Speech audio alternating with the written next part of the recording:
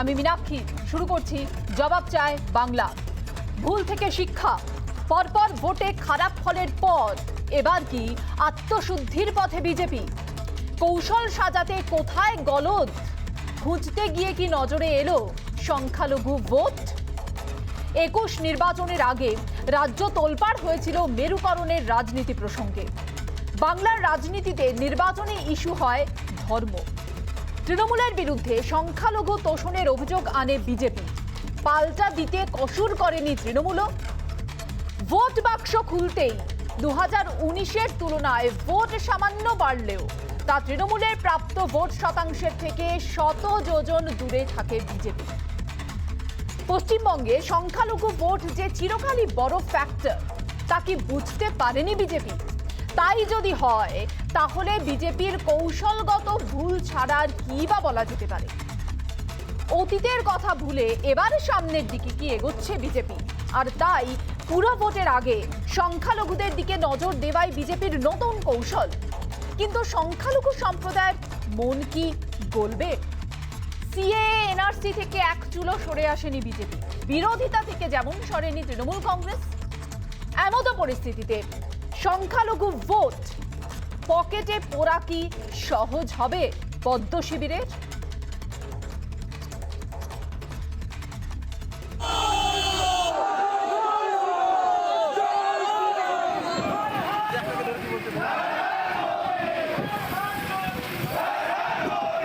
और सबका साथ सबका विकास और अब सबका विश्वास, ये हमारा मंत्र है।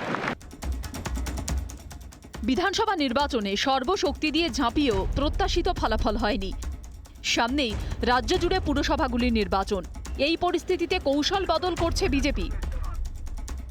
সংখ্যালঘুরা তো কিছুটা পরিমাণে আমাদেরকে এবার ভোট দিয়েছেন, একদম ভোট দেননি আমি সে কথা বলবো না, কিন্তু আরও বেশি আমরা ভোট পাওয়া দরকার আমাদের।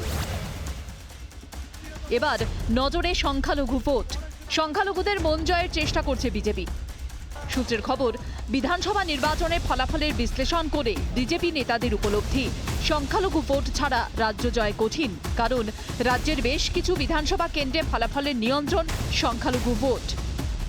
সে কথা মাথায় রেখেই সম্ভবত বিধানসভা নির্বাচনে প্রচারে এসে মমতা বন্দ্যোপাধ্যায়কে কটাক্ষ করেছিলেন নরেন্দ্র মোদী। एक हो जाओ मुसलमानों, एक हो जाओ, मुझे बचाओ मुझे बचाओ मुझे बचाओ, ये दीदी बोल रही है। अगर हमने कहा होता कि सारे हिंदू एकजुट हो जाओ, बीजेपी को वोट दो, तो दीदी ये इलेक्शन कमीशन हमें 8-10 नोटिस भेज देता। সে এখন অতীত। ভবিষ্যতের লক্ষ্যে রণনীতি বা কৌশল বদল করছে গেরুয়া শিবির। সেজন্য একগুচ্ছ পরিকল্পনাও করেছে বিজেপি নেতৃত্ব।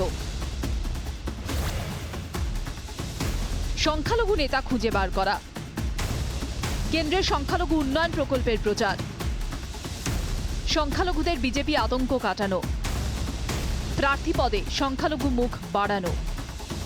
পশ্চিমবঙ্গের সংখ্যালঘু ভোট ব্যাংকে গুরুত্ব দেওয়ার কথা মেনেও নিচ্ছেন বিজেপি নেতারা। একটা সিগনিফিক্যান্ট পার্সেন্টেজ আছে এখানে মুসলিম পপুলেশনের। আমাকে এখানে ওয়েস্ট বেঙ্গলে পাঠিয়েছে কি এখানে সংখ্যালঘু মোর্চাকে আমরা কিভাবে মজবুত করব আগামী দিনে, আর ওয়েস্ট বেঙ্গলে আমরা কিভাবে ক্ষমতাতে আসব। বিজেপির রাজ্য সভাপতির অভিযোগ, তৃণমূলই সংখ্যালঘুদের ভুল বোঝাচ্ছে। সংখ্যালঘুদের কথা বারবার বললেও এবং মমতা ব্যানার্জি সেই সংখ্যালঘুদের ভোট পেলেও পরেও তাদের কিন্তু অর্থনৈতিকভাবে সেইভাবে উন্নতি হয়নি, শিক্ষাগত উন্নতিও হয়নি। পাল্টা বিজেপিকে কটাক্ষ করেছেন তৃণমূল সাংসদ সৌগত রায়। বিজেপিকে বাংলার সংখ্যালঘু ভোট পেতে গেলে তাদের সাম্প্রদায়িকতার রাজনীতি ছাড়তে হবে, তা তো ওরা ছাড়তে পারবে না। সবকা সাথ সবকা বিকাশ সবকা বিশ্বাস, কেন্দ্রীয় সরকারের জনমুখী কর্মসূচি তুলে ধরতে প্রায়শই একথা বলেন প্রধানমন্ত্রী। সে পথে হেঁটেই কি বাংলার মন জিততে চেনা স্টান ব্যাটিং অর্ডার বদলাতে চাইছেন মুরলীধর সেন লেনের নেতারা? রিপাবলিক বাংলা। সামনে পুরো ভোট, তার আগে বিজেপির নয়া কৌশলে সংখ্যালঘু মন পেতে নানান ধরনের কৌশল নেওয়া হচ্ছে, নানান ধরনের পদক্ষেপ নেওয়া হচ্ছে, সেটা এই মুহূর্তে কি বুঝতে পারছে বিজেপি যে সংখ্যালঘু ভোটে নজর না দিয়ে কোথাও একটু স্ট্র্যাটেজিগত ভুল হয়ে গিয়েছিল, আর সেই ভুলকে শোধরানোর চেষ্টা চলছে? আমরা এই বিষয়ে আজ ডিবেট করব। আমার সঙ্গে রয়েছেন বিজেপি মুখপাত্র সন্ময় বন্দ্যোপাধ্যায়, রয়েছেন সাংবাদিক নির্মাল্য মুখোপাধ্যায়, রয়েছেন পদ্মশ্রীপ্রাপ্ত শিক্ষাবিদ কাজী মাসুম আক্তার, কংগ্রেস মুখপাত্র চন্দন ঘোষ চৌধুরী, রয়েছেন রাজনৈতিক বিশ্লেষক অনির্বাণ বন্দ্যোপাধ্যায়। সকলকে স্বাগত রিপাবলিক বাংলায়। শুরুতে যায় সন্ময় বাবুর কাছে। সন্ময় বাবু, যে দল বলে সবকা সাথ সবকা বিকাশ সবকা বিশ্বাস, সেই দল 21 বিধানসভা নির্বাচনের আগে সেই দলের নেতানেত্রীরা নানান বিতর্কিত মন্তব্য করেন। সংখ্যালঘু ভোট, যেটা এ রাজ্যে প্রায় 30%, সেই সংখ্যালঘু ভোটে নজর না দেওয়া কি একটা বড় ব্লান্ডার হলো না? নির্বাচন, যখন আমরা বিধানসভা নির্বাচনে আশানুরূপ ফল করতে পারিনি, এটা তো ঘটনা যে 2,28,00,000 মানুষের ভালোবাসা পেয়েছি। তৃণমূল বিপরীতে 2,80,00,000 মানুষের ভালোবাসা পেয়েছে, আশীর্বাদ পেয়েছে। তবে কোথাও আমাদের বেশ কিছু ত্রুটি থেকে গেছে। সর্বোচ্চ স্তরে তার অ্যানালিসিস হচ্ছে এবং সেই ডায়াগনোসিস অনুযায়ী নির্দিষ্ট নীতি রূপায়ণ করার চেষ্টা করা হবে। আমি সামগ্রিকভাবে এই জায়গা থেকে দাঁড়িয়ে কয়েকটা কথা বলবো। সেটা হচ্ছে যে বিজেপির সংখ্যালঘু ভোটের দিকে নজর দিচ্ছে, এভাবে বোধহয় ব্যাখ্যা করাটা ঠিক হবে না। তার কারণ বিজেপি স্ট্রাকচারটা যদি আপনারা দেখেন, সর্বভারতীয় ক্ষেত্রে রাজ্য স্তরে মাইনরিটি ইউনিট খুব যথেষ্ট ভালোভাবে কাজ করে। এখন হতে পারে তার দুর্বলতা আছে, আমাদের দাগিয়ে দেওয়া হয় যে আমরা একটি সাম্প্রদায়িক দল। ঘটনাটা হচ্ছে যে দলের মূল স্লোগান হচ্ছে সবকা দাস সবকা সাথ সবকা বিকাশ সবকা বিশ্বাস, যে দল ভারতবর্ষের 7 দশকের ইতিহাসে 3 তালাক বিলের মতো ঐতিহাসিক বিল এনেছে, যে দল আবাস যোজনা, জনধন, আয়ুষ্মান ভারতের মতো ঐতিহাসিক কাজগুলো করেছে, সেটা তো কোনো নির্দিষ্ট ধর্মাবলম্বীদের জন্য করেনি। ফলে স্বাভাবিকভাবে আমরা কোনো একটি নির্দিষ্ট দলের জন্যই কাজ করছি, এই জাতীয় যে চিহ্নিতকরণ করা হয়, এটার মধ্য দিয়ে রানিয়ে দেওয়ার চেষ্টা হয় বিজেপি সাম্প্রদায়িক দল। একটা স্বাভাবিক প্রশ্ন সন্ময় বাবু, সেটা না হলে অন্য দল রাজনৈতিক বিরোধিতার জায়গা থেকে চিহ্নিত করলো, তাহলে আপনার দলের নেতা নেত্রীদেরও তো দায় বর্তায় যে এই বিশ্বাসযোগ্যতাটা সংখ্যালঘুদের নিজেদের উপর রাখা। তারা বিতর্কিত মন্তব্য করে গেছেন একের পর এক নির্বাচনের আগে, সেগুলো কি তখন কেন আতশ কাছে আনার মধ্যে আনা হলো না? না, আমি একটা কথা বলি, একটা সর্বভারতীয় রাজনৈতিক দলের আতশ কাছের মধ্যে আনা হয়নি আপনাকে কে বলছে? প্রত্যেকটি বিশ্লেষণ কিন্তু সর্বভারতীয় স্তরে চলছে। আজকে যে আপনি টকশো করছেন এই বিষয় নিয়ে, নিশ্চয়ই কিছু একটু সূত্র সন্ধান পেয়েছেন যেখানে বিজেপি একটা সেলফ অ্যানালিসিস করছে। ফলে স্বাভাবিকভাবে সেই সেলফ অ্যানালিসিসের ভিত্তি আগামীতে এই যে সংশোধনগুলো করা দরকার আমাদের ভারতীয় জনতা পার্টি করবে। কিন্তু সেটা কি অনেক দেরি হয়ে গেল না সন্ময় বাবু? না, দেরি হওয়ার ব্যাপার না। ব্যাপারটা যে কোনো নির্বাচনে জয় পরাজয় আছে। নিশ্চিতভাবে আমাদের কিছু ত্রুটি ছিল, এটা আমরা অস্বীকার করি না যে আমাদের ত্রুটি ছিল না, ত্রুটি ছিল। সেই ত্রুটিগুলো সংশোধনের দিকে দল যাবে। ফলে স্বাভাবিকভাবে সেটার জন্য একটু অপেক্ষা করুন। এ নিয়ে শুধুমাত্র এই বিষয়টাতেই আমাদের ত্রুটি ছিল, অন্য কোনো বিষয় ছিল না, এটাও যেমন ভাবা ঠিক নয়। আর শুধু এই বিষয়ে ত্রুটি ছিল এটা ধরে নেওয়াটাও বোধহয় ঠিক নয়। ত্রুটি সামগ্রিকভাবে অনেক জায়গায় ছিল, আত্মবিশ্লেষণ হচ্ছে এবং তার সেই অনুযায়ী কর্মসূচি রূপায়ণ হবে আগামী দিনে ভারতীয় জনতা পার্টি। আমি অনির্বাণের কাছে যাব। অনির্বাণ, সংখ্যালঘু তোষণ তাস যেটা বিজেপি নির্বাচনের আগে খেলার চেষ্টা করলো, এই তোষণ তাসটা কি ক্ষতি করলো লাভের থেকে? দেখুন, আজকে ওই অনেকটা মেক ওভার করার মতো বিজেপি সংখ্যালঘু ভোট আমাদের দরকার, অতএব সন্ময়বাবু খুব ভালো ভালো কিছু কথা বললেন, সবকা সাথ সবকা বিকাশ ইত্যাদি। একটাই কথা বলি, ওনারা যাদের গুরুজি বলেন যে মানুষটিকে, MS গোলওয়ালকার, তার একটি বই আছে বাঞ্চ অফ থটস, সেখানে খুব স্পষ্ট ভাষায় গোলওয়ালকার মহাশয় লিখছেন যে ভারতবর্ষের সবচেয়ে বড় 3টি বিপদ হলো মুসলিমরা, খ্রিস্টানরা এবং কমিউনিস্টরা। এটা যে সময় লিখছেন তখন ব্রিটিশ প্রভুদের পদলেহন করতে ব্যস্ত RSS নেতারা, তারা কিন্তু ভারতের স্বাধীনতা সংগ্রামের সাথে বিশ্বাসঘাতকতা করছেন একদিকে, আর অন্যদিকে এই ভারতেরই মানুষ, তারা ধর্মাবলম্বী হচ্ছে মুসলিম বা খ্রিস্টান, তাদেরকে উনি আভ্যন্তরীণ বিপদ হিসেবে চিহ্নিত করছেন। আজ অবধি না RSS না বিজেপি বা না আরএসএস এর অন্য কোনো সংগঠন একবারের জন্য গোলওয়ালকার মহাশয়ের এই বক্তব্যকে খণ্ডন করেননি।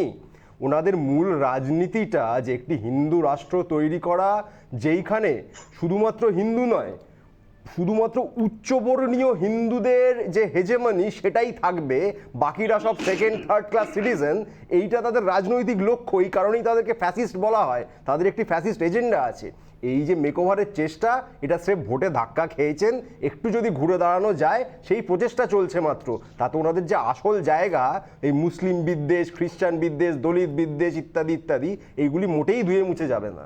সন্ময় বাবু, আমি অনির্বাণ বাবুকে একটা কথা বলবো, যে 304টে সিট লোকসভায় যে দল পেয়েছে, হিন্দুদের মধ্যে একটি বিশেষ সেকশনের সমর্থনে শুধু পেয়েছে, আমরা মাইনরিটি ভোট পাইনি।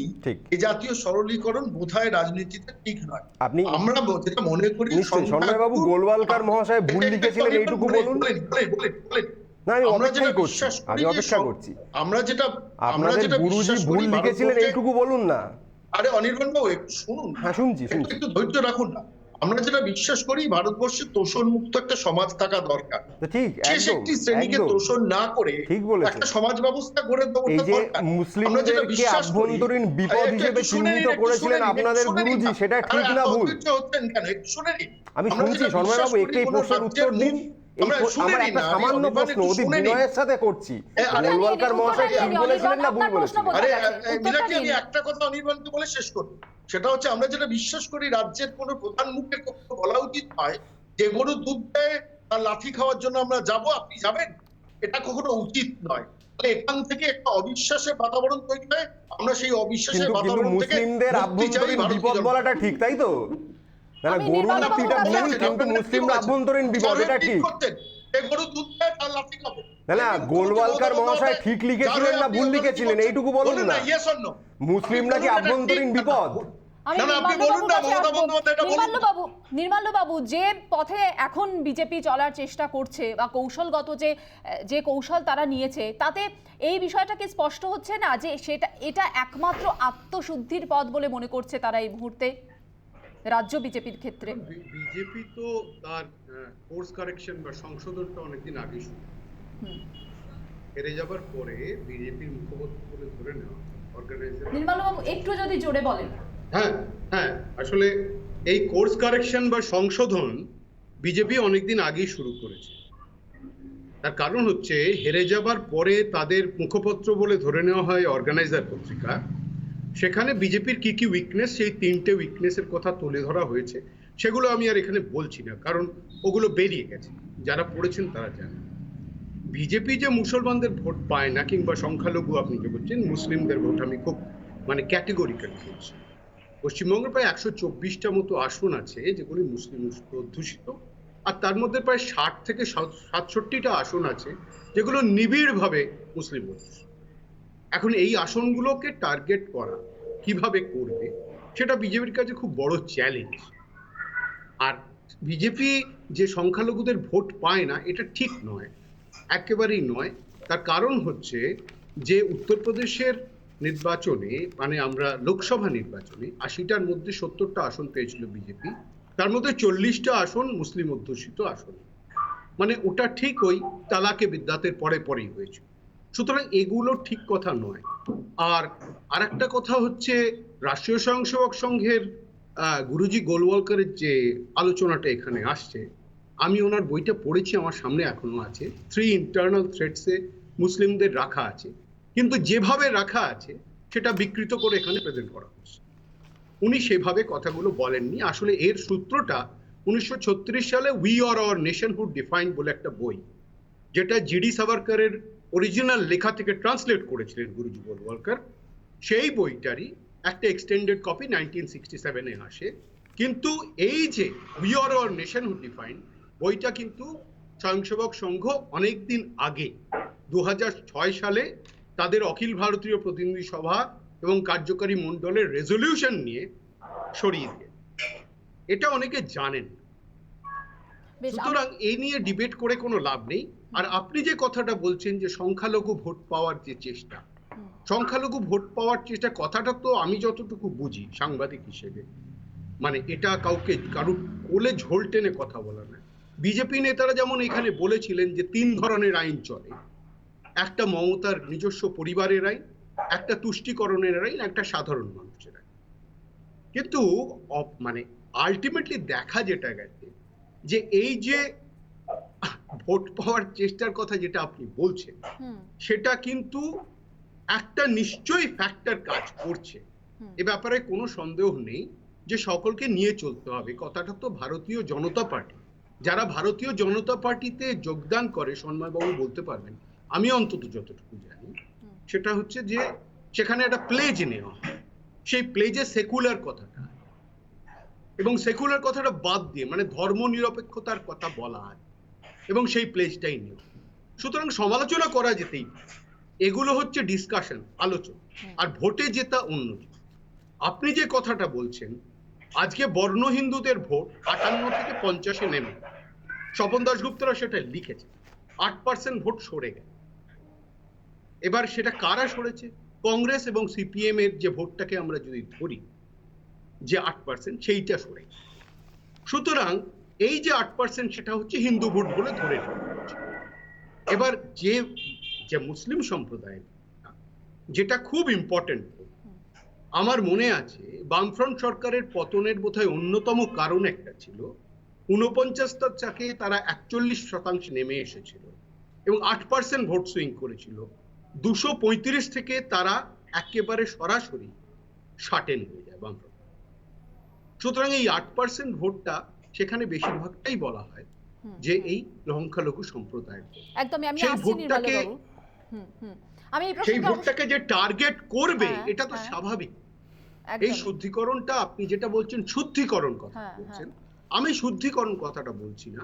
সাংবাদিক হিসেবে আমার মনে হচ্ছে বিজেপির সংশোধনের কাজটা তারা শুরু করেছে এবং আরএসএস এর কথা যেহেতু এলো, ওদের যে মুসলিম রাষ্ট্র সমিতি, সেই মুসলিম রাষ্ট্র সমিতির একটা সভায় আরএসএস এর প্রধান সরসংঘ চালক মোহন ভাগবত পরিষ্কার বলে দিয়েছেন হিন্দু এবং মুসলমানদের ডিএনএ এক। এটা কি হিসেবে বলেছেন তার ব্যাখ্যাও তিনি দিয়েছেন। বেশ, আমি আসবো হয়তো নির্মল সেই বাবু, এই লাইনটাই প্রসঙ্গে আসবো। আমি তার বিজেপি আগে follow করছে। আমি কাজী মাসুম আক্তারের কাছে যাব। সংখ্যালঘুদের স্বার্থ সম্পর্কিত কথাও তো আমরা শুনেছি নির্বাচনের আগে প্রচারে। সেখানে বলা হচ্ছে তৃণমূল কংগ্রেস সংখ্যালঘুদের তোষণ করছে, তাদের উন্নয়ন করেনি। এই তাদের কোনো উন্নয়ন হয়নি, তাদেরকে বারবার ভোট ব্যাংক হিসেবে ব্যবহার করা হয়েছে, এটা তো বিজেপি বলেছে নির্বাচনের আগে প্রচারে। তাহলে কোথাও না কোথাও কেন তারা নিজের দলের প্রতি, বিজেপির প্রতি সংখ্যালঘুদের যে বিশ্বাসযোগ্যতাটা সেটা তৈরি করতে পারলো না? স্বার্থের কথা তো বলেছে, তারপরেও কেন হলো না? কেন সংখ্যালঘু ভোট বাক্সে এলো না ততটা? যদিও পরিসংখ্যান বলছে 19-এ 4% ভোট, সেটা 21-এ 7% হয়েছে বিজেপির সংখ্যালঘু ভোট, কিন্তু তাও সেটা ভোট বাক্সে প্রতিফলিত হওয়ার পর সেভাবে ইম্প্যাক্ট ফেলেনি। তার মানে সংখ্যালঘু ভোট পড়েনি ভোট বাক্সে, সেটা কেন? আমাকে একটু বলতে দেবেন। বিজেপি সংখ্যালঘু ভোট, মুসলিম ভোট চায়নি, তাই তারা পায়নি, এটা পরিষ্কার কথা। তাদের মনে হয়েছিল সংখ্যালঘু ভোট জরুরি নয়, আমাদের অমুসলিম বা অসংখ্যালঘু যারা সংখ্যাগুরু যারা, তাদের ভোটই যথেষ্ট। মায়োটি মোর্চা একটা আছে, গালভরা শব্দ, অবজারভার কে আসছেন তার কোনো গ্রহণযোগ্যতা নেই, তার কথা কে শুনবে জানি না। ওটা থাকাতে ক্ষতি হয়েছে আমি বলছি আপনাকে, কারণ ভোটের আগেই বিভিন্ন বিশিষ্ট লোকদেরকে, কেন্দ্রীয় কিছু লোকদের সাথে আমরা যোগাযোগ আছে, তাদের বলেছিলাম বিজেপি সেকেন্ড হবে এবং ভয়ঙ্করভাবে সেকেন্ড হবে, খুব খারাপভাবে সেকেন্ড হবে, ফার্স্ট হতে দূরের কথা। আপনারা মন্ত্রিসভা কারা কারা গঠন করছেন, অতি ঔদ্ধত্যের ফলশ্রুতি ওটা, আর কিচ্ছু নয়। আমি বুঝতে পারলে বাকিরা বুঝতে পারিনি কেন জানি না। কারণ হচ্ছে সংখ্যালঘুরা কেউ বিজেপির সাথে যেতে চায়নি। উত্তরপ্রদেশের ক্ষেত্রে মুসলমানদের ক্ষেত্রে বিজেপি যে পদক্ষেপ নিয়েছে, পশ্চিমবঙ্গের ক্ষেত্রে পশ্চিমবঙ্গের বিজেপি মুসলমানদের ক্ষেত্রে পুরো উল্টো পদক্ষেপ নিয়েছে। সংখ্যালঘুর দরকার নেই। মায়োটি মোর্চা যারা রয়েছে আমি জানি, তাদেরকে চিনি আমি, তারা যেখানে যেখানে গেছে মার্টিন ভোট কমে গেছে। তারা এতটাই অগ্রহণযোগ্য, এতটাই দুর্নীতিপরায়ণ, এতটাই সমাজে অপাঙ্ক্তেয় এবং বিভিন্ন দুষ্কর্মের সাথে যুক্ত আমি জানি, এবং তারা এখন সব তৃণমূলতে যোগদান করেছে। স্বার্থে প্রয়োজন এসেছিল, এটা তাদের মজা করার জায়গা ছিল একটা বিশেষ লক্ষ্যে। আমি তার প্রত্যেকটা প্রমাণ সৌম্যবাবুকে দিতে পারবো, চ্যালেঞ্জ করুক, আমি প্রমাণ দিয়ে দেবো। তাহলে ওরা যেখানে যেখানে গেছে সংখ্যালঘু ভোটটা একটু কমে গেছে গেল। এবার প্রশ্ন হচ্ছে সংখ্যালঘু ভোট যদি বিজেপি চাইতো, কেন্দ্রের সরকার কি সংখ্যালঘুদের জন্য বা পিছিয়ে পড়াদের জন্য কিছু করছে না? অনেক কিছু করছে। আমাকে একটু বলতে দেবেন কাইন্ডলি, এই স্টুডিও থেকে আমার বলা দরকার আছে। আমি এক্ষুনি বলছি, কেন্দ্র সরকার সংখ্যালঘুদের জন্য উন্নয়নের জন্য যে যে প্রজেক্ট করেছে, অসম্ভব সুন্দর সুন্দর প্রজেক্ট আছে, তার একটার প্রচার এখানকার সংখ্যালঘু মুসলিম অমুসলিম নির্বিশেষে কোনো নেতা প্রচার করতে পারেনি। চূড়ান্ত ব্যর্থতা এটা। আমি কয়েকটা প্রজেক্টের কথা এখানেই বলছি, স্টোরিতে বলছি। যেমন শিক্ষার জন্য সবচেয়ে আগে দরকার ছিল, মুসলমানদের উন্নয়নের জন্য আগে দরকার ছিল শিক্ষা। শিক্ষায় মুসলমানরা সবচেয়ে পিছিয়ে, শিক্ষায় মুসলমানদের অবস্থা যা ছিল আগের চেয়ে পিছিয়েছে। আগে উচ্চশিক্ষা ছিল 2.1% 2006 সালে সাচার কমিটি রিপোর্টে, আর 2019 সালে আমাদের উচ্চশিক্ষার ক্ষেত্রে সেই রিপোর্টটা পাচ্ছি 1.1%। এই কথাটা গোটা পশ্চিমবঙ্গে কোনো বিজেপি নেতা কোনো কেন্দ্রে বলেছে বলে জানা নেই, আসলে তারা জানি না। এটার ফলে কি হয়েছে, মুসলমানরা প্রকৃতপক্ষে তাদের উন্নয়নের ব্যাপারটা বুঝতে পারেনি।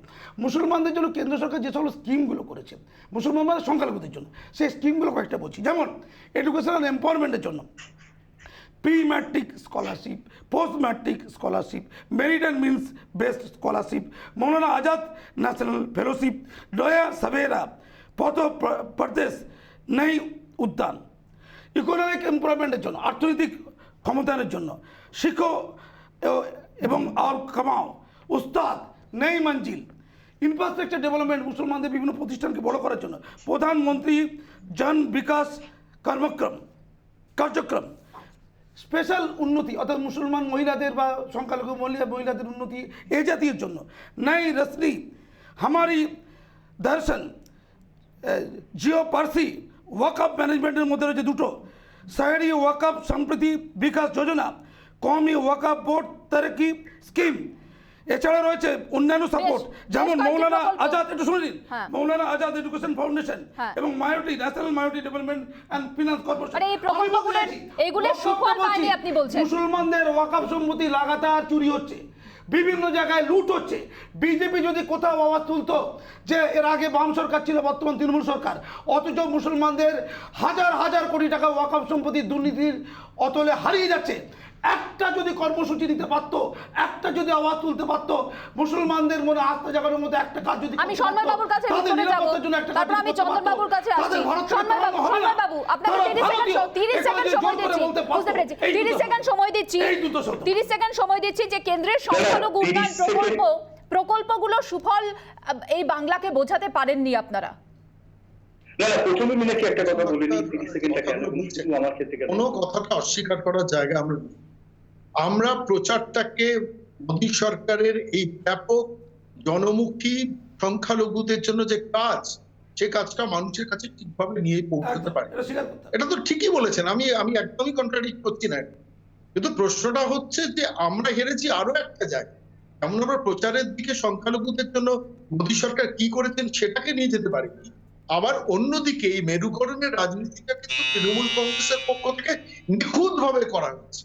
আজকে বলুন, আজকের দিনে দাঁড়িয়ে এখানে চন্দনবাবু আছেন, আইএসএফ এর মতো ফ্রন্টকে আজকে বাম কংগ্রেস জোটে নিয়ে গেছে, তারা ধর্মনিরপেক্ষ আর বিজেপি সাম্প্রদায়িক। বিশ্বাস করতে হবে বাংলার মানুষকে, এই পাঠ আমাদের শেখানো হচ্ছে, তাই তো? এই প্রশ্নের উত্তর চন্দন বাবুকে দিতে হবে, এটা বারবার এসেছে ডিবেটে, বিজেপি ধর্মনিরপেক্ষ বারবার ডিবেটে এসেছে, আজকেও এই প্রসঙ্গ প্রাসঙ্গিক। চন্দন বাবু, আমি এখানে মিনাকি পরিষ্কার একটি কথা বলি যে দেখো, এখানে যে মুহূর্তে এই আলোচনাটা হচ্ছে সেখানে দুটো আঙ্গিক তো আছে। একটি আঙ্গিক হচ্ছে বিজেপির ফেলিওর, এবং সেই ফেলিওরটা কেন, ঠিক পাশাপাশি ভাবে অবশ্যই এই প্রসঙ্গ আমাকে দায়িত্ব ভাগ নিয়ে কথা বলতে হবে, যেখানে বিজেপি কংগ্রেস এবং জোট, সেই জোটের বার্তায় এখানে আইএসএফ একটা শক্তি ছিল এবং সেই শক্তি জোটের মধ্যে ছিল, সুতরাং এর ক্লারিফিকেশনের দায়িত্ব আমাদের। কিন্তু প্রথমে তোমাকে এই কথাটা বলে নিই যে যখন আমরা বিস্তৃতভাবে এই জোট নিয়ে আলোচনা করেছি, সকলেই জানে যে কংগ্রেস বাই ইটসেলফ, অর্থাৎ এককভাবে কংগ্রেস কিন্তু কখনোই জোটের সাথে আইএসএফ এর এই অ্যাফিলিয়েশনটাকে স্বীকার করেনি। আমি বারবার বলছি এবং আমরা বারবার বলছি, এখনো বলছি, আমাদের নেতা অধীর রঞ্জন চৌধুরী বারবার একটি কথা বলেছেন যে আইএসএফ এর কোনো শক্তি তাদের সাথে আসন রফা আমরা করবো না, অর্থাৎ জোটের একটা অঙ্গ হিসেবে এটা সম্পূর্ণ বাম ফ্রন্টের দায়িত্ব ছিল এবং এখনো সেটাই আছে, সুতরাং সেটা ক্লারিফিকেশন ওরা সম্ভবত করতে পারবে। দ্বিতীয় প্রসঙ্গ যদি আমি এখানে আসি, তাহলে এটা দেখতে হবে যে আঙ্গিকে এই মুহূর্তে যে আলোচনাটা হচ্ছে তাতে অনির্বাণ যে কথাটা বললেন, নির্মল্ল বাবু যে কথাটা বললেন এবং সন্ময়দা, এই তিনটে কিন্তু ভিন্ন ভিন্ন আঙ্গিক। একটা হচ্ছে পারসেপশনাল, যদি আইডিওলজির দিকে দেখতে হয় তাহলে হিন্দু মহাসভা আরএসএস হয়ে জনসংঘ এবং বিজেপি এর যে উত্তরণ, সেখানে হিন্দুবাদিত্বতা নেই বা হিন্দুত্ব নেই, এটা নিয়ে কোনো মানুষের কোনো সংশয় নেই। সুতরাং বারবার যে ক্যাটাপল্ট করা হয়েছে, অর্থাৎ রাজনৈতিক পরিমণ্ডল তৈরি করা হয়েছে, সেখানে এই হিন্দু ভোটকে কাস্ট করানোর যে দায়িত্ব, এদের প্রত্যেকটা ম্যানিফেস্টেশনে প্রকারান্তে প্রতি মুহূর্তে প্রতিফলিত। পাশাপাশি ভাবে খুব স্বাভাবিক, একটি শ্রেণীকে যখন খুব খুব খুব কনসেন্ট্রেটিংলি একটি শ্রেণীকে যখন প্রতিভাত করা হয়, তখন আরেকটি শ্রেণী একটা অবস্কিউরিটির মধ্যে পড়ে, একটা অন্ধকারাচ্ছন্ন রিলেশনশিপ তৈরি হয়, যেটা পশ্চিমবাংলার পরিপ্রেক্ষিতে কিন্তু সম্পূর্ণ ভিন্নভাবে দেখা দিয়েছে। তার আগে ছিল এনআরসি আমরা জানি, আসামের পরিপ্রেক্ষিত অবস্থা আমরা জানি, তারপরে সিএএ আমরা জানি। অর্থাৎ এই পুরো মেসেজটা কিন্তু গেছে একটি শ্রেণীর কাছে, কখনোই তাদের কাছে কিন্তু দুর্ভাগ্যজনক 2021-এর নির্বাচন ডেভেলপমেন্টকে সামনে রেখে হয়নি। 2021-এর নির্বাচন সম্পূর্ণভাবে মেরুকরণের নির্বাচন হয়েছে। সুতরাং কেউ কোনো প্রশ্ন করেননি, কেউ কোথাও একটি প্রসঙ্গ তোলেননি যে আমাদের ম্যানিফেস্টো এইভাবে বলছে, রোড ম্যাপ বলছে উন্নয়নকামী একটি রাজ্য কি করতে পারে। কিন্তু বাস্তবভাবে যেটা ঘটেছে, প্রত্যেকটি সভাতে আপনি দেখুন, কেন্দ্রীয় বিজেপি নেতৃত্বের একদম চন্দনবাবু, আপনার এই প্রসঙ্গে আমার অনির্বাণের কাছে উত্তর নিতে হবে। চন্দনবাবু, আপনি যে প্রসঙ্গটা তুলেছেন, আমি আসছি আপনার কাছে। এই প্রসঙ্গে উত্তরটা আমি অনির্বাণের কাছ থেকে নিয়ে নিচ্ছি। বিনাকি আমি এখানেই শেষ করছি। আমি শুধু এইটুকুই বলে শেষ করতে চাই যে এই মুহূর্তে দাঁড়িয়ে এটার ক্ল্যারিফিকেশনটা কিন্তু উল্টো দিক থেকে তৃণমূল ঠিক একইভাবে মেরুকরণের রাজনীতি নিয়েছে, শুধু দুটো আলাদা পথ। এখানেই আমার প্রশ্ন অনির্বাণের কাছে, এখানেই চন্দনবাবু আমার প্রশ্ন অনির্বাণের কাছে, যে মেরুকরণের রাজনীতি হয়েছে এবং মেরুকরণের রাজনীতিতে ভোট হয়েছে 21 বিধানসভা নির্বাচনে, যেখানে বিজেপিরও কিছু কোট আনকোট ভুল নীতি সেটা তারা এখন উপলব্ধি করছেন কিছু কিছু ক্ষেত্রে, এবং এই যে জোটের, সেখানে জোটের যে ভাবনাটাও খুব ভালো ছিল তেমনটা নয়। এই দুয়ের ফসল কি তৃণমূল কংগ্রেস পেয়ে গেল? দেখুন, নির্বাচনের ফলাফলে অনেকগুলি ফ্যাক্টর কাজ করে।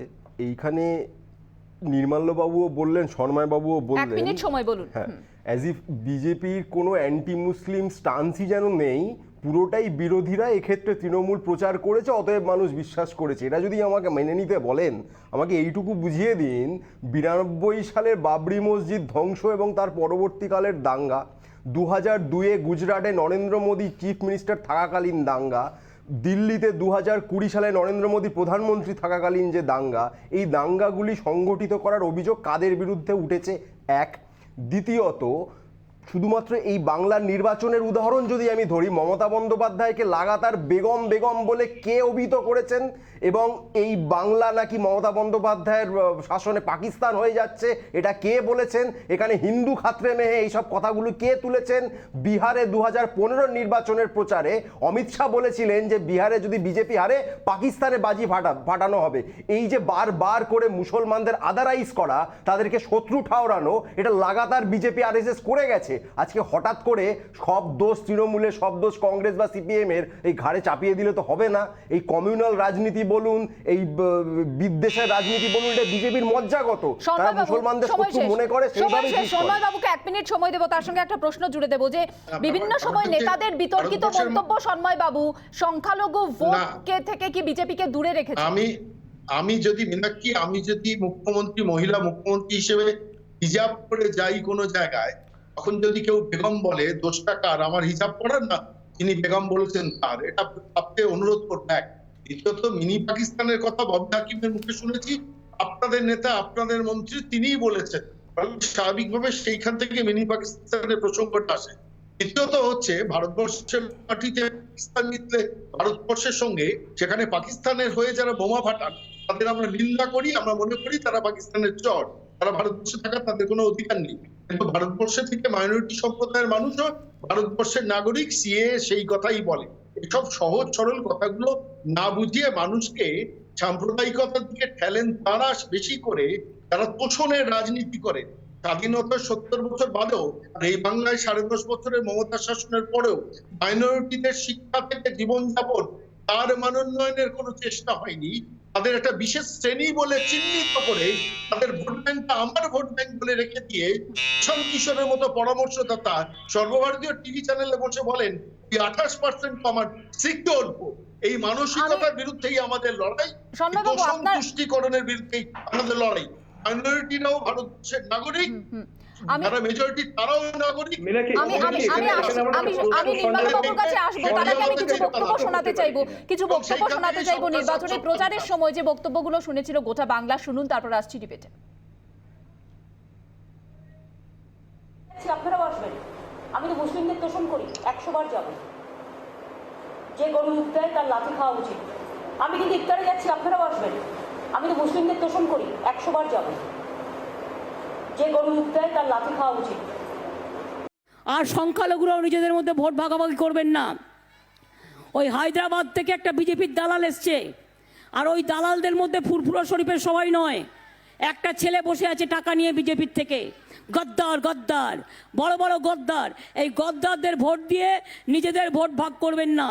বাংলার সংখ্যালঘু ভোট কোনোভাবেই ভাগ হবে না, এবং বাংলার সংখ্যালঘু ভোট একসাথে একটাই পার্টিতে পড়বে, সেটা হচ্ছে তৃণমূল কংগ্রেস।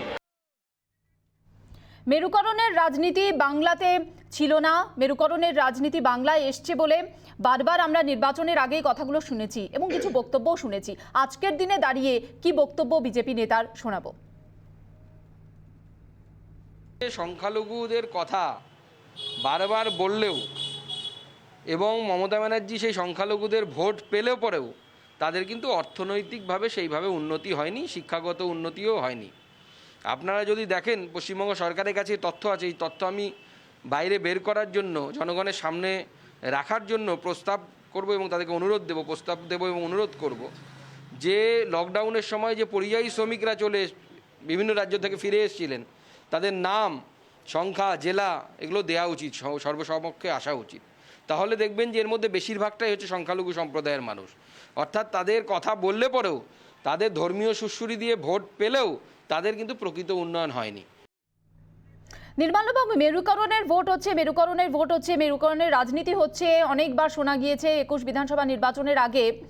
যেটা বলছেন চন্দনবাবু যে কার্যত উন্নয়নের নিরিখে ভোট বাক্সে ভোট পড়েনি, কিন্তু বারবার কিন্তু আবর্তিত হচ্ছে রাজনীতির নানান প্রসঙ্গ এই সংখ্যালঘু আর সংখ্যাগুরুকেই কেন্দ্র করে। নির্মলবাবু, 1 মিনিট সময়। আচ্ছা, প্রথমেই আমি বলে দিই, একটু গোলওয়ালকরের প্রসঙ্গ এনে তারপরে বলে দিচ্ছি। গোলওয়ালকর যে ইন্টারনাল থ্রেটস এর মধ্যে মুসলিমদের রেখেছিল, সেখানে 11 পাতা জুড়ে উনি শুধু পাকিস্তানের ক্রিয়েশনের কথা বলে গেছেন। আর এই বইটা ছাপা হয়েছিল 67-এ। অন্য কোনো মুসলিমদের থ্রেটের কথা বলা হয়নি, তাই জন্য আমি বলেছি ওটা বিকৃত করে বলা হয়। আমার সামনে বইটা রয়েছে, আমি লাইন তুলে উদ্ধৃত করে দিতে পারি। কোনো মডার্ন কনটেক্সটে কিচ্ছু বলা নেই, সবটাই পাকিস্তান ওরিয়েন্টেড কথাবার্তা সেই সময়টা 1947। সুতরাং এগুলো বিকৃত। দ্বিতীয় কথা হচ্ছে, আপনি যে প্রশ্নটা তুলছেন, মেরুকরণের রাজনীতি আজ তো নতুন কিছু না। রাজীব গান্ধীকে আমি দেখেছি 1 মাসের মধ্যে দুবার। একবার মুসলিম নারী বিল পাস করেছেন, রামশিলা শিলান্যাস করে, ঠিক আছে, জাস্ট 20 দিনের গ্যাপ। কংগ্রেস এটা করে, সেইখান থেকে শুরু হয়েছে। আবার আমি এটাও দেখেছি 2003 সালে পাঞ্চজন্য, যেটাকে RSS এর প্ল্যাটফর্ম বলা হয়, সেখানে মমতা বন্দ্যোপাধ্যায় বসে বলছেন যে ট্রু প্যাট্রিয়ট, সত্যিকারের দেশাত্মবোধক অর্গানাইজেশন RSS। কিছুদিন আগেও মমতা বন্দ্যোপাধ্যায় বলেছেন RSS এর বিরুদ্ধে কেন বলবো? RSS কি ভোট লড়ে? RSS সামাজিক অর্গানাইজেশন। আজকে RSS এর বিরুদ্ধে গালামন্দ করা হচ্ছে, ঠিক আছে, সেটা দুর্ভাগ্যজনক। যিনি করছেন তিনি হয়তো এতটা জানেন না। মমতা বন্দ্যোপাধ্যায় সে ব্যাপারে যথেষ্ট ওয়াকিবহাল, তাই জন্য উনি কখনো আলটপকা মন্তব্য করেন, বুঝে শুনেই করেন। যাই হোক, এবার আপনি মেরুকরণের কথা যেটা বলছেন, এটা তো সত্যি যে কোনো জায়গাতেই ভোট হোক না কেন, যেভাবেই হোক না কেন, সবসময় একটা ধর্মীয় মেরুকরণের লাইন থাকে।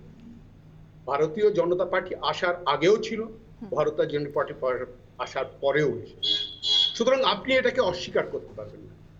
সাচার কমিটির রেকমেন্ডেশন এখানে ইমপ্লিমেন্টেড হয়নি পুরোপুরি, এটা সিপিএম এর বিরুদ্ধে আঙুল। নির্মলবাবু, আপনার আপাতত সময় শেষ, আমি আসছি আবার, আমি কাজী মাসুম আক্তারের কাছে যাব। কাজী সাহেব, আপনি বললেন যে সমস্ত প্রকল্পগুলো ছিল কেন্দ্রের, সেগুলো বাংলাতে সুফল পায়নি, কারণ বাংলার রাজ্য বিজেপি নেতৃত্ব সেটা মানুষের কাছে পৌঁছতে পারেননি, তাদেরকে বোঝাতে পারেননি। কিন্তু তৃণমূল কংগ্রেস তোষণ করছে, তুষ্টিকরণের রাজনীতি করছে, যেটা বিজেপি বারবার অভিযোগ করেছিল নির্বাচনের আগে তাদের কোনো উন্নয়ন হয়নি। আপনিও স্টুডিওতে বসে এখানে বলে গেছেন যে সংখ্যালঘুদের কোনো উন্নয়ন করেনি তৃণমূল কংগ্রেস। তাহলে বিজেপিতে ভোট গেল না তো বুঝলাম কি কারণে গেল না। তৃণমূল কংগ্রেস সংখ্যালঘুদের কোনো উন্নয়ন করেনি, তার ফিরিস্তি রয়েছে, যেভাবে নির্বাচনী ইস্তেহারে প্রকাশ করা হয়েছে তার সঙ্গে যে বাস্তবের মিল নেই সেটা আপনি এখানে বসে বলে গেছেন। তাহলে কেন তৃণমূল কংগ্রেসের ভোট বাক্সে ভোট গেল? 1 মিনিট সময়। আমি আগে যেটা বলেছি আবার সেখান থেকে শুরু করব। বিজেপি, রাজ্য বিজেপি, পশ্চিমবঙ্গের বিজেপি, ভারতের বিজেপি বলছে না, কিন্তু তারা মুসলিম ভোট চায়নি। কিভাবে চাইনি? তারা কোথাও কোনো প্রচারে মুসলমানদের যেগুলো ভালো লাগার কথা, তাদের নিরাপত্তা দেওয়ার কথা, তাদের আশ্বস্ত করার কথা, তাদের পাশে থাকার কথা, মুখে না বাস্তবে, কে নিয়ে যে বিভ্রান্তি তৈরি হয়েছিল, কে নিয়ে নাগরিকতা বিল নিয়ে, সেটা নিয়ে মানুষের যে দ্বন্দ্ব, সেটা দূর করার কথা, যোগ্য মুসলমানদেরকে সম্মান দেওয়া, তাদেরকে সামনে রাখার কথা, তাদের ক্ষমতা আনার কথা, যে মুসলমানরা আমাদের মাথায় আছে। আরএসএস এর কথা বলছেন, আরএসএস এর সেটা আমি বুঝতে পেরেছি, সেটা তো আপনি বললেন, সেটা আপনি না আমি সেটা শুনলেন, একই কথা পুনরাবৃত্তি কথা বলছে, আপনি একই কথা পুনরাবৃত্তি করছেন কাজী সাহেব, সেটা আমি বুঝেছি। একজন মুসলমান হতে পারেনি এখনো পর্যন্ত আমি সেটা বুঝেছি, একই কথার পুনরাবৃত্তি করছেন আপনি। আমি যেটা জানতে চাইছি সেটা হচ্ছে তৃণমূল কংগ্রেস কি খুব উন্নয়ন করেছে? কোনো উন্নয়ন না করে তৃণমূল কংগ্রেসের মতো দল থাকবে, কারণ বিকল্প নেই। মুসলমানরা রাস্তা খুঁজে পাচ্ছে না, তারা প্রথমে বাঁচতে চাইছে। তাদের বলে দেওয়া হয়েছে যদি বিজেপি আসে কংগ্রেস বাঁচাতে পারবে না, সিপিএম বাঁচাতে পারবে না, তোমাদেরকে বাংলা ছাড়া করে ছাড়বে। তোমরা বাঁচো, শুধু তৃণমূলে বাঁচো। মমতার এই চাবিকাঠি, এই জাদুমন্ত্র মুসলমানরা গ্রহণ করেছে, যেভাবেও গ্রহণ করেছে। বিভ্রান্তি বলুন, হিটলার যেভাবে জার্মানি লোককে ঐক্যবদ্ধ করেছিল, হিটলার কি খুব ভালো কাজ করেছিল? ইহুদিদের হত্যা করেছিল, ভালো কাজ করেছিল। আমি মমতাকে তার সাথে তুলনা করছি না, কিন্তু ঘটনা হচ্ছে কোনো জাতির মধ্যে যখন আতঙ্ক তৈরি হয় তখন সেই জাতি এই আতঙ্কের প্রসঙ্গে আমি আরেকটা প্রশ্ন করছি আপনাকে একটা প্রশ্ন করছি যে এই আতঙ্কের প্রসঙ্গে কি সিএ এনআরসি চলে আসে? অবশ্যই চলে আসে। সিএ এনআরসি সম্পর্কে গ্রাম বাংলায় আমি গেছি, আমাকে বলেছে দাদা আমরা সব ভারত থেকে বাংলা থেকে বেরিয়ে যাবো দাদা, কী করে বাঁচবো দাদা? আমি বলেছিলাম তাদের, তোমাদের ভুল ধারণা, তোমরা এখানকার 100 বছর 1000 বছর দেখে আছো, তোমরা একজনও যাবে না। যদি তোমরা যাও অমিত শাহ ওখান থেকে বেরিয়ে যাও, ভারত থেকে নরেন্দ্র মোদী ভারত থেকে বেরিয়ে যাবে। এটা ভুল বুঝছো। এই ভুলটাকে লোকের মধ্যে আতঙ্ক করে তৈরি করা হয়েছিল। আর বিজেপি শুধু বাংলায় নয়, ভারতের বিভিন্ন জায়গায় মানুষকে বোঝাতে এটা অসমর্থ হয়েছে। আমার তার চেয়ে বড় কথা, আচ্ছা একটা ছোট্ট কথা বলি, একটু বলতে দিন আমাকে। সময় 30 সেকেন্ড সময় দিচ্ছি, আমার সময় নেই বেশি। রাজ্যের বিভিন্ন জায়গায় 1 লাখ ছাত্র পিছু স্কুলের উচ্চ মাধ্যমিক স্কুলের সংখ্যা 1 লাখ ছাত্র পিছু 10.6%। রাজ্যের বিভিন্ন জেলাগুলোকে অ্যাভারেজ করলে হয় না, মুর্শিদাবাদ, মালদা, দিনাজপুরে 6.2%, 8.5%, 7.2%। মুসলমান এলাকা যেখানে, সেখানে স্কুল নেই, সেখানে কলেজ নেই, থাকলেও পরিকাঠামো নেই। এই কথা কি বিজেপি বলতে পেরেছে? বলতে পারেনি। তারা বলতে পেরেছে চাকরিতে ক্রমান্বয়ে কমছে, তারা বলতে পেরেছে যে সংরক্ষণ দেওয়া হয়েছে পিছিয়ে পড়া মুসলমানদের, সেই সংরক্ষণ বাস্তবায়িত হয়নি। কোথায় বাস্তবায়িত হয়নি? চন্দনবাবুর কাছে আমার প্রশ্ন, চন্দনবাবু যে কেন্দ্রীয় যে সংখ্যালঘু প্রকল্পগুলো সেগুলো বিজেপি নেতৃত্ব বোঝাতে পারেনি, রাজ্য বিজেপি নেতৃত্ব মানুষদের। সিএ এনআরসি নিয়ে আতঙ্ক, যেটা কোট আনকোট, সেই আতঙ্ক কাটাতে পারেনি বিজেপি নেতৃত্ব। তারপরেও বিকল্প কিন্তু তৃণমূল কংগ্রেসকে বেছে নিয়েছে মানুষ, সেখানে জোটও কিন্তু বিশ্বাসযোগ্যতা অর্জন করতে পারেনি, সেটা মানছেন তো? 30 সেকেন্ড সময়। দেখো বিনাকে পরিষ্কারভাবে একটি কথা তো বলতেই হবে, যেটা বলেছি যে এনআরসি বা সিএএ এগুলো একটা ফিয়ার সাইকোসিস তৈরি করেছে, এটা তো একটা ঘটনা। এবং এটা বুঝতে পেরেছি, কিন্তু বিকল্প আপনারা নন, বিকল্প আপনারা নন। আমি বলিনি এটা বিকল্পের প্রশ্ন না। বিকল্পের জায়গাতে দিয়ে একদিকে মমতা বন্দ্যোপাধ্যায়ের একটু আগে তার ভাষণ শোনালে, ঠিক উল্টো দিকে দাঁড়িয়ে যেখানে দেখছি আমরা কেন্দ্রীয় নেতৃত্ব বিজেপির কি ধরনের ভাষণ এখানে রেখেছেন বা হিন্দুত্ববাদকে সামনে রেখে, পাশাপাশি ভাবে এখানে কিন্তু আরেকটি প্রসঙ্গ আসছে, সেটা কিন্তু আমরা এই আলোচনায় আনছি না। সেটা হচ্ছে বিজেপির অস্তিত্বটা কোথায়? বিজেপির 153 জন ক্যান্ডিডেট, যেটা তৃণমূল থেকে আগত ক্যান্ডিডেট বা অন্য দল থেকে, অভিনেতা অভিনেত্রীতে দিলে 188 জন। সুতরাং বেসিক যে পারসেপশন, যে আইডিওলজি, এত কথা আমরা বলছি, কিন্তু মূলত যে প্রসঙ্গটা আসছে, বুঝতে পারছি চন্দনবাবু, আমি উত্তর পেলাম না, আমার সময় শেষ হয়ে গিয়েছে, আমি উত্তর পেলাম না যে বিকল্প কিন্তু জোট নয়, বিকল্প তৃণমূল কংগ্রেস। বিজেপির নতুন কৌশল, সেই নতুন কৌশল কি কাজে দেবে সেটা সময় বলবে।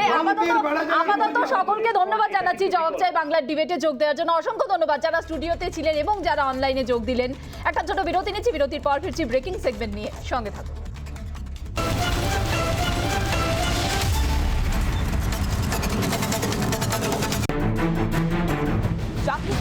কলকাতার অবস্থান বিক্ষোভ এসএসসি চাকরি প্রার্থীদের। পশ্চিমবঙ্গ বিজেপি থেকে আপাতত বিদায়, এমনই টুইট ঘিরে তথাগত রায়ের অবস্থান নিয়ে তৈরি হয়েছে জল্পনা। অন্যদিকে শহর কলকাতার নিরাপত্তা নিয়ে উঠছে প্রশ্ন, কেননা বাইকের পেছন থেকে হাত বাঁধা অবস্থায় উদ্ধার 2 তরুণী। এমনই হিট খবর নিয়ে দেখুন 294, ঠিক রাত 8:57 শুধুমাত্র রিপাবলিক বাংলায়।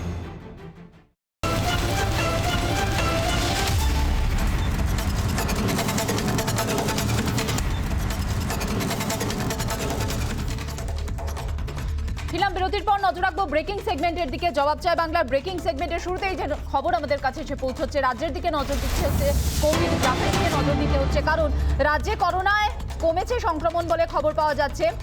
বাড়ল মৃত্যু, রাজ্যে 24 ঘন্টায় আক্রান্ত 725, মৃত 12। রাজ্যে সংক্রমণের হার 2.01%। 24 ঘন্টায় কলকাতায় আক্রান্ত 201, মৃত 3।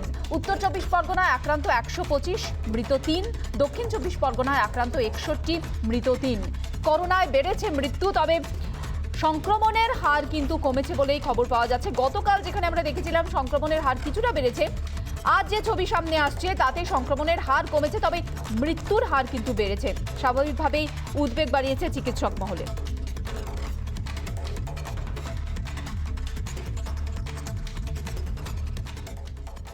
নজর রাখবো পরবর্তী ব্রেকিং এর দিকে। কোউইন ডিজিটাল প্ল্যাটফর্ম চালু হলো নতুন একটি ফিচার। ভারত সরকার দ্বারা অনুমোদিত টিকার বিশদ বিবরণ যাচাই হবে বলেই জানা যাচ্ছে। কোউইন ডিজিটাল প্ল্যাটফর্মে চালু করা হয়েছে এই নতুন ফিচারটি। ঠিক কি এই ফিচার বিস্তারিত জানাবেন, আমাদের সঙ্গে রয়েছেন সৃজিতা এই মুহূর্তে। সৃজিতা, কি এই ফিচার?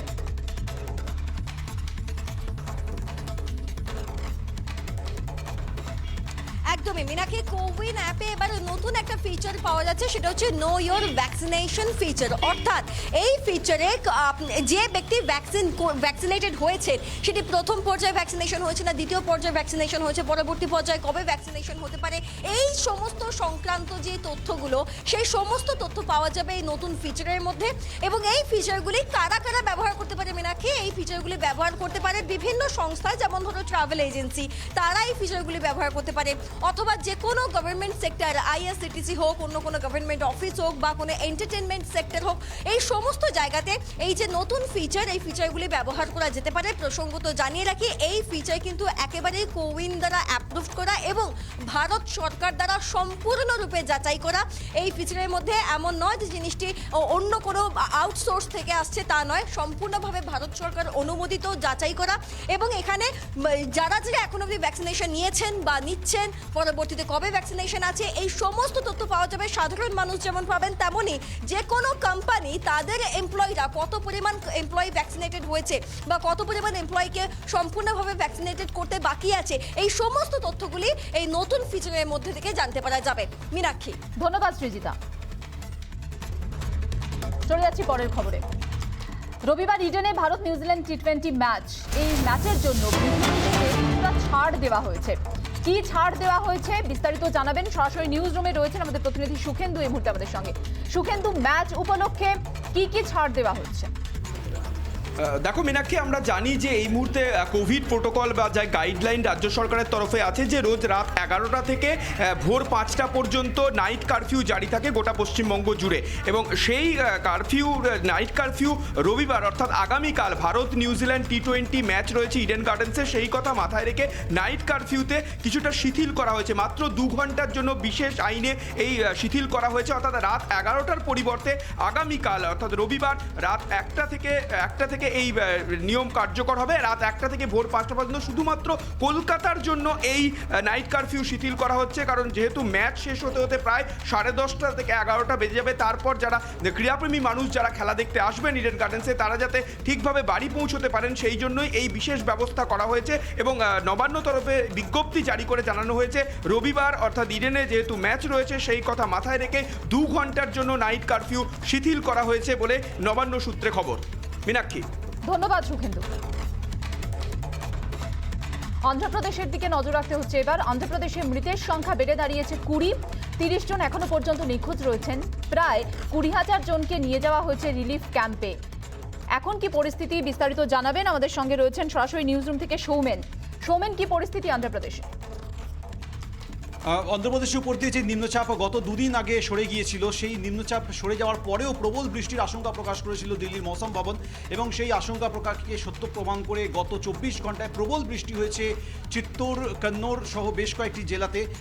অন্ধ্রপ্রদেশের প্রায় বিস্তীর্ণ অংশে এই বৃষ্টির কারণে আজ বিকেল পর্যন্ত অন্তত 13 জনের মৃত্যুর খবর পাওয়া যাচ্ছিল। সেই সংখ্যাটা বেড়ে 20 ছাড়িয়ে গেছে, সংখ্যাটা আরও বাড়তে পারে।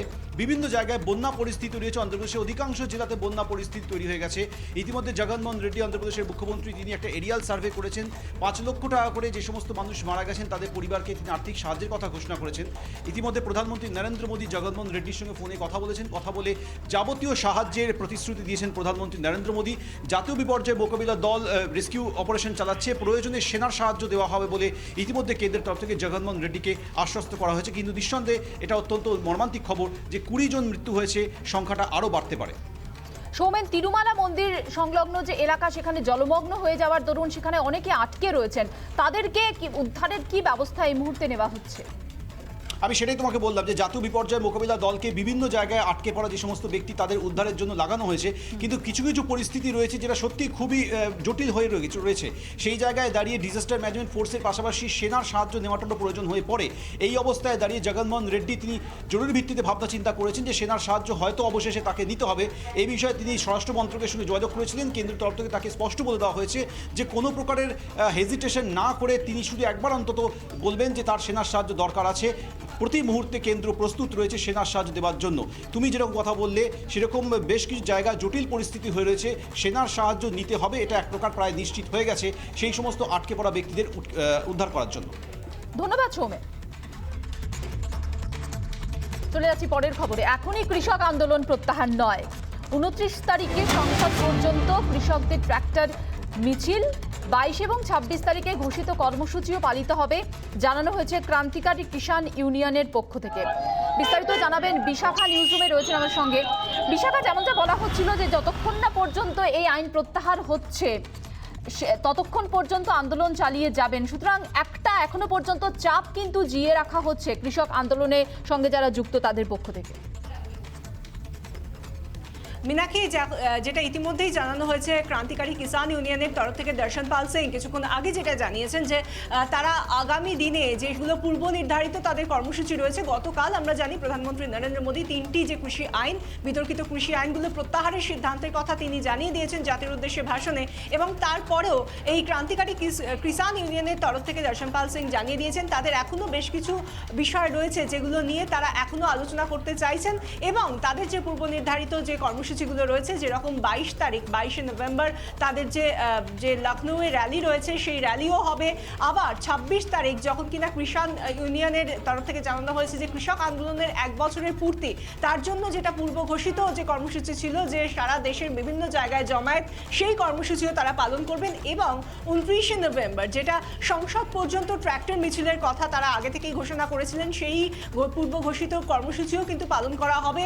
সে কথা আজ দর্শন পাল সিং এর তরফ থেকে অর্থাৎ ক্রান্তিকারী কিষাণ ইউনিয়নের তরফ থেকে জানিয়ে দেওয়া হয়েছে মীনাক্ষী, এবং তাদের তরফ থেকে যেটা বলা হচ্ছে যে যতক্ষণ না পর্যন্ত সংসদে এই বিল অফিসিয়ালি প্রত্যাহার করা হচ্ছে ততক্ষণ পর্যন্ত তারা এই আন্দোলন চালিয়ে যাবেন, কারণ তাদের বেশ কিছু সমস্যা রয়েছে, তাদের বেশ কিছু এত দিন ধরে তারা যে আন্দোলন চালিয়ে গিয়েছেন, তারা বলছেন যে অনেক কৃষক মারা গিয়েছেন, সেই জায়গা থেকে তাদের আরও বেশ কিছু বিষয় রয়েছে যেগুলো আলোচনার এখনো প্রয়োজন রয়েছে। সেই আলোচনার নিরিখে এবং যতক্ষণ না পর্যন্ত অফিসিয়ালি একেবারে আনুষ্ঠানিকভাবে এই 3টি কৃষি বিল প্রত্যাহারিত হচ্ছে ততক্ষণ পর্যন্ত তারা এই আন্দোলন চালিয়ে যাবেন বলে তারা জানিয়ে দিয়েছেন, এবং সেই সঙ্গে পূর্ব ঘোষিত যে কোনো কর্মসূচি যেগুলো রয়েছে সেগুলো তারা পূর্ব ঘোষণা অনুযায়ী চালিয়ে যাবেন, একথাই বলা হয়েছে ক্রান্তিকারী কিষাণ ইউনিয়নের তরফ থেকে। মীনাক্ষী, ধন্যবাদ বিশাখা। নজর রাখতে হচ্ছে এবার জম্মু কাশ্মীরের দিকে। জম্মু কাশ্মীরে পুলিশের গুলিতে খতম এক জঙ্গি, কুলগাঁওয়ের আসমুজি এলাকায় এনকাউন্টার, আরও জঙ্গি লুকিয়ে থাকার সম্ভাবনা রয়েছে। তল্লাশি অভিযান জম্মু কাশ্মীর পুলিশের। জম্মু কাশ্মীরের দিকে নজর রেখেছি আমরা, যেখানে পুলিশের গুলিতে খতম এক জঙ্গি, কুলগাঁওয়ের আসমুজি এলাকায় এনকাউন্টার, আরও জঙ্গি লুকিয়ে থাকার সম্ভাবনা, তল্লাশি অভিযান জম্মু কাশ্মীর পুলিশের। বিস্তারিত জানাবেন সৃজিতা।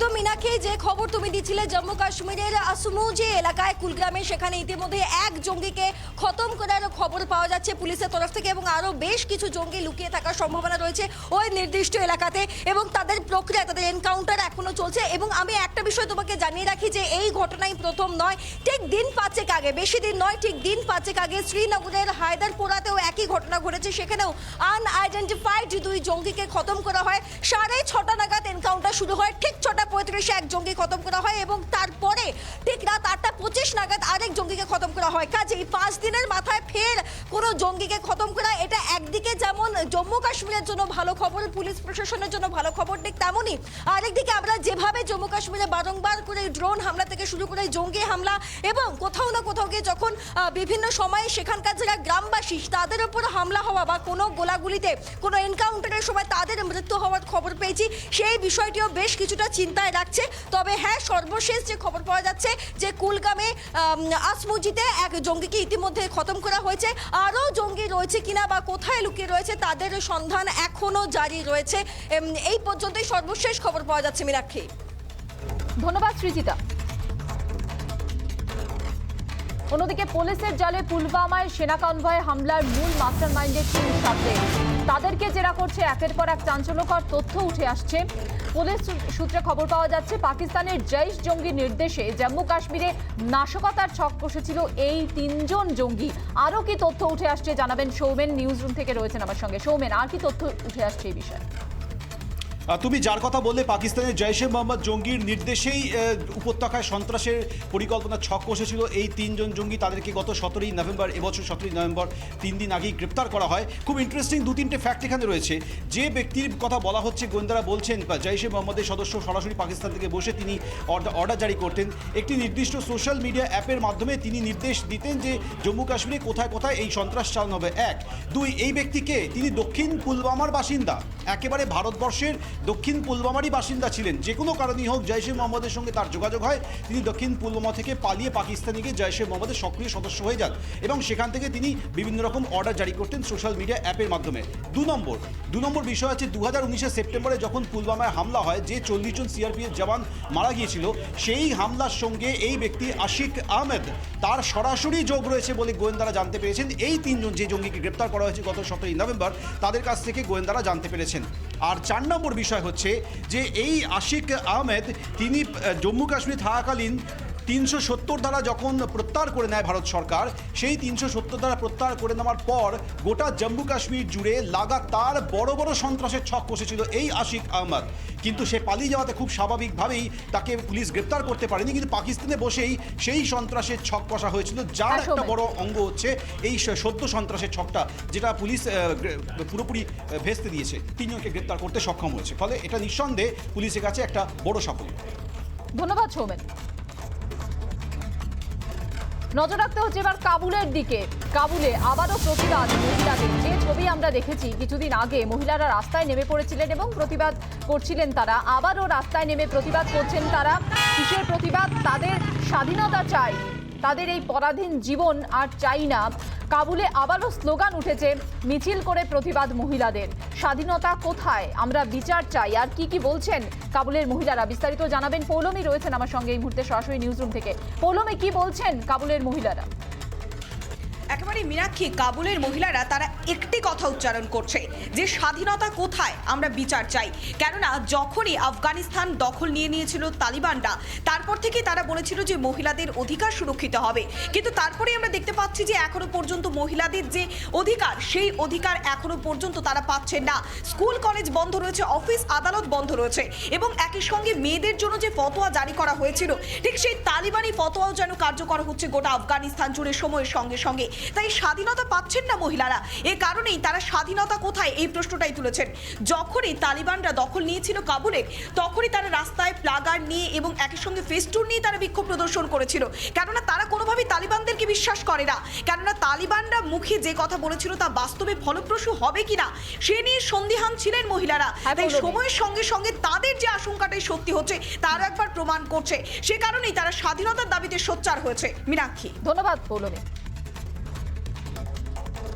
নেতাজি নগর থানা এলাকায় ডাকাতির ঘটনার খবর পাওয়া যাচ্ছে। বৃদ্ধাকে বেহুশ করে ডাকাতি, হাত থেকে দুটি আংটি খুলে নিয়ে গিয়েছে দুষ্কৃতীরা বলে জানা যাচ্ছে। নেতাজি নগর থানায় দায়ের অভিযোগ। ঘুরেই কাটায় তখন বেলা 12টা কি 12:30। অঞ্জলি গুহ তিনি তার নিজের ঘরেই বসে রয়েছেন, জানলার ধারে বসেছিলেন এবং সেখানেই তার সঙ্গে কথোপকথন করতে করতেই তার কাছ থেকে দুটো আংটি নিয়ে চলে যায় এক ব্যক্তি। আমি হাতে দুইটা আংটি, সোনার আংটি, পাথর দেওয়া, দুইটাই পাথর, একটা সবুজ একটা ডালিম রঙের। আর ওইসব আংটির বদলে আপনাকে এইগুলো দিয়ে গেছে? হ্যাঁ, এইগুলো মানে বিশ্বাস না হয় আপনি আমার আংটি খুলে আপনাকে দিয়ে গেলাম। বয়স্ক মানুষ তার একা থাকার সুযোগ নিয়েছে এবং তাকে যে কোনোভাবেই হোক বুঝিয়ে ওই সোনার আংটি দুটি হাতানো ছিল তাদের মূল লক্ষ্য, এবং আরও বেশি কিছু হয়তো হতে পারতো। তবে এখানকার বাসিন্দা থেকে বা এই বাড়ির আরও কয়েকজনের সঙ্গে কথা বলে যেটা জানা যাচ্ছে যে এটাই প্রথম না, এর আগে এরকম ঘটনা এই পাড়ায় আরও ঘটেছে। সেলসম্যানের সাথে কথা বললে আমাকে কিন্তু বকাবকি করবে, আমি কথা বলবো না। তো তোমাকে যে মেরে সব কিছু নিয়ে চলে যায়নি, এটাই তোমার মানে কপাল ভালো, এই কথা বলছি। আর ক্রমশ দেখছি উনি হাউ হাউ করে কাঁদছে। এখানকার বাসিন্দা থেকে বা এই বাড়ির আরও কয়েকজনের সঙ্গে কথা বলে যেটা জানা যাচ্ছে যে এটাই প্রথম না, এর আগে এরকম ঘটনা এই পাড়ায় আরও ঘটেছে। কিছুদিন আগে এই পাড়ারে আরও একটি বাড়িতে ঠিক একই ধরনের ঘটনা ঘটেছে, একইভাবে নেওয়া হয়েছে। কখনো বা লাঠিতে চিকলেট জাতীয় কিছু আটকে টাকা নেওয়ার, ঘর থেকে টাকা তুলে নেওয়ার ঘটনাও এই পাড়াতে ঘটেছে। অর্থাৎ প্রথম না, বারংবার এই পাড়াতে এই ধরনের ঘটনা ঘটছে এবং এখানে নজরদারিরও কোথাও না কোথাও একটা গিয়ে প্রয়োজন রয়েছে, এটাই প্রমাণ করছে। ব্রেকিং সেগমেন্ট এখানেই শেষ করছি, বিদায় নিচ্ছি জবাব চাই বাংলা থেকে। এরপর দেখুন 294 দেশের 1 নম্বর হিট নিউজ শো পৌলমীর সঙ্গে। নজর থাক রিপাবলিক বাংলায়। নমস্কার।